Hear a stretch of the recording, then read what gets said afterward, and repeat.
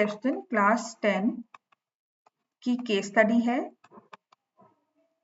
जो कि chapter polynomial से हम कह सकते हैं ये, ठीक है। तो इसमें दिया हुआ है Shelvi is a member of the first rocket club of India name Star Club. She launches her latest rocket from a large field. At the moment its fuel is exhausted. तो जब उसका फ्यूल एग्जॉस्ट हुआ तो rocket की velocity दी हुई थी 240 feet पर second, altitude था 544। तो कुछ ऑल्टीट्यूड पे रॉकेट जब लॉन्च हुआ तो कुछ 544 फीट के हाइट पर उसका फ्यूल एग्जॉस्ट हो गया, पर फिर भी उसको मोमेंटम मिला हुआ था, तो वो कुछ फ्लाई करता है ऐसे and then it will go like this. तो कुछ इस तरह से हमें दिया है उसका रॉकेट का कोर्स। इससे पहले का इंफॉर्मेशन हमें नहीं दिया, जो लॉन्च किया है यहाँ से इंफॉर्मेशन नहीं दिया हुआ, जहां से उसका फ्यूल एग्जॉस्ट हुआ है वहां से इंफॉर्मेशन दी है। एंड उसका फंक्शन दिया हुआ है हाइट का is given by -16t square plus 240t plus 544, right? तो हमें कहा है how high is the rocket 5 seconds after the fuel is exhausted। तो 5 सेकंड के बाद after this point, after this इस पॉइंट के जहां पे फ्यूल एग्जॉस्ट हुआ उसके 5 सेकंड के बाद रॉकेट की हाइट क्या थी। तो the first question is to find value of h of 5। तो -16 into 25 plus 240 into 5 plus 544। तो यहाँ से आ जाएगा, जब इसको सॉल्व करोगे, -400 प्लस 1200 प्लस 544, तो ये आ जाएगा 1344 meters। This is the height of rocket after 5 seconds when after the fuel is exhausted। तो हमारा फर्स्ट पार्ट आंसर हो गया।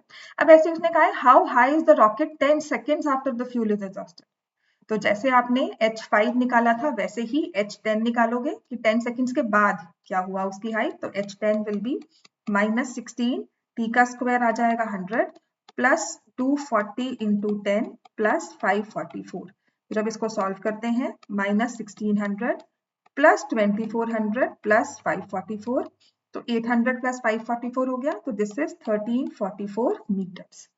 तो 10 सेकंड के बाद भी देखो, अभी पीछे हमने हाइट निकाली for 5 seconds, the height is 1344 metres, और 10 सेकंड्स के बाद भी हाइट है 1344 मीटर्स। तो उसने कहा है कि हमें हाइट निकाल दी दोनों में। अब देखो एक बात समझने की है कि कहते हैं 5 सेकंड्स के बाद भी उसकी हाइट, अगर मानो कि 544 से स्टार्ट हुआ है तो कहीं उसकी 1344 आ रही है, और कुछ टाइम पास होने के बाद फिर से उसकी हाइट 1344, मतलब 10 सेकंड्स पर भी उसकी हाइट 1344 आ रही है। ऐसा क्यों है? क्योंकि ये पैराबोला है, तो आफ्टर सम पॉइंट, एक पॉइंट के बाद वो जब ऊपर जा रहा है तो उसी टाइम के बाद, कुछ टाइम के बाद वो वापस आ रहा है। तो same height is achieved at 2 points. Height of 1344 दो टाइम्स पे अचीव होगी, एक है 5 सेकंड्स पर और एक है 10 सेकंड्स पर। तो दो टाइम इसलिए क्योंकि क्वाड्रेटिक पॉलिनोमियल है। अब आते हैं इसके थर्ड पार्ट पे। फर्स्ट 2 पार्ट्स करने तो बहुत ही आसान थे। थर्ड पार्ट में उसने क्या दिया है हमें, what is the maximum height attend bye a rocket.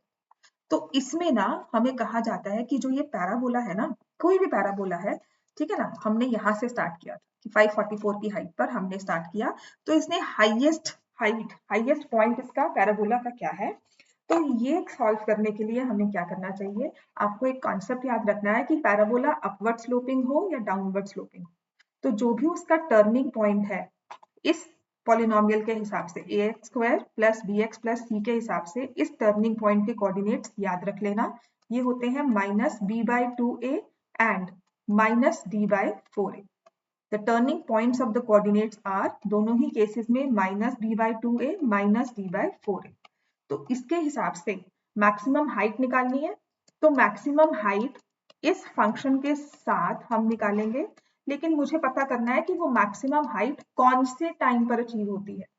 तो जो टाइम होगा that is my x, which is यहाँ पर -b/2a। तो यहाँ से -b आ जाएगा -240, 2a का मतलब हो जाएगा यहाँ से 2 इंटू -16। जब इसको सॉल्व करते हैं माइनस माइनस देखो कैंसिल हो गया, दिस इज 30, दिस इज 2, यहाँ से 15, तो हमारे पास टाइम जो आ गया दैट इज 7.5 सेकेंड्स। तो maximum height is achieved at 7.5 seconds, लेकिन हमें टाइम नहीं निकालना, तो h 7.5 निकालेंगे। मैं इसको 15/2 यूज करूंगी, -16 225/4, देन प्लस 240 इंटू 15/2 प्लस 544। तो इसको कैलकुलेट करते हैं, ये -4 आ गया, ठीक है ना, 4 से कैंसिल किया तो -4 हो गया। तो 225 इंटू -4 विल बी 900, तो -900। यहाँ से इसको सॉल्व किया, सो ये आ जाएगा 1800, right. So this would be 1800 plus 544 plus 900 add करना है इसमें, 1444 is the maximum height achieved by this rocket, attained by this rocket। तो ये क्वेश्चन है जो कहीं भी मुश्किल आ सकती है आपको। जब भी पैराबोला का टर्निंग पॉइंट, हाईएस्ट पॉइंट पूछा जाएगा, तो हमने हमेशा उसके कोऑर्डिनेट्स इस रूल के साथ निकाल लेने हैं।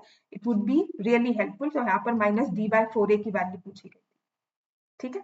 अब आते हैं इसके और पार्ट पे। मान लो हमने थर्ड पार्ट नहीं अटेम्प्ट करना, हमें मैक्सिमम हाइट नहीं समझ में आती, तो और पार्ट जो है वो हमारा सॉल्वेबल है, वो हम सॉल्व कर सकते हैं। वो कैसे करेंगे? तो इसमें लिखा हुआ है कि how many seconds was the rocket airborne after it's fuel was exhausted.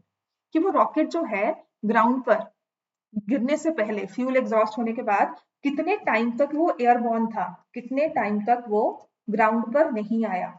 यहां से स्टार्ट किया तो हमें उसका फ्लाइंग टाइम निकालना, ठीक है ना। तो हम करेंगे कि यहाँ पर जब आया तो टाइम कितना था, जब ग्राउंड को टच किया तो टाइम कितना था। तो उसके लिए मैं क्या करूंगी, -16t² प्लस 240t प्लस 544, ये फंक्शन है।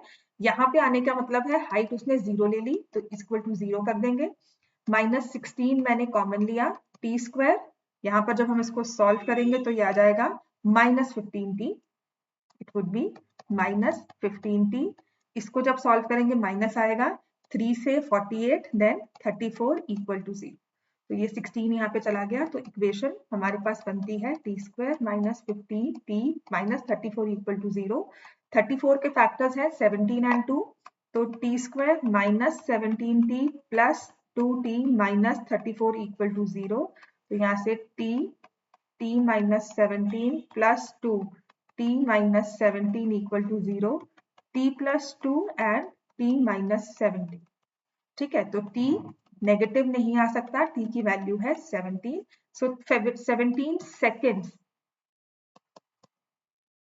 after the fuel exhausted, the rocket was airborne. So airborne for 17 seconds. The rocket was airborne for 17 seconds और ये टाइम मेजर किया है after the fuel was exhausted।